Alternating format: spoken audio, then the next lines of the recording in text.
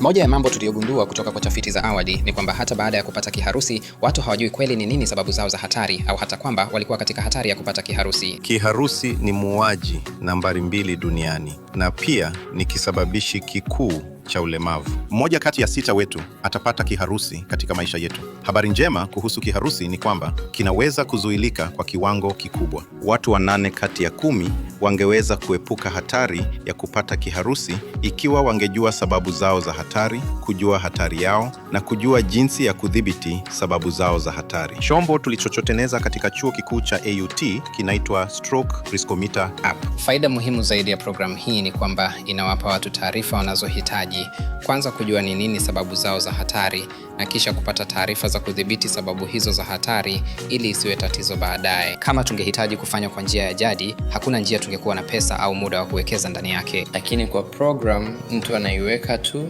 anaitumia na tunapata taarifa. Nadhani AUT inasimamia ushirikiano na sekta vizuri sana kupitia AUT Enterprise Limited ambayo inatoa kiungo kati ya chuo kikuu na sekta. Kwa hivyo tulipeleka programu kwa madaktari wa jumla na wataalamu wa neva kote New Zealand, na pia tukashirikisha na wataalamu wa kiharusi 50 duniani kuhakikisha bidhaa tunayoweka sokoni ni sahihi, kwa kudhibitisha sayansi ambayo ni algorithimu nyuma ya programu. Kwa hivyo Stroke Riskometer imeidhinishwa na shirika la kiharusi duniani na shirikisho la neurology duniani. Tangu kuzinduliwa Oktoba mwaka jana, Stroke Riskometer imepakuliwa katika zaidi ya nchi 70 na tumepokea upakuaji 10,000 hadi sasa. Pia tutakuwa tunatafsiri programu katika lugha 13 tofauti ili makabila tofauti na watu ambao hawawezi kuzungumza Kiingereza pia waweze kupakua na kutumia programu.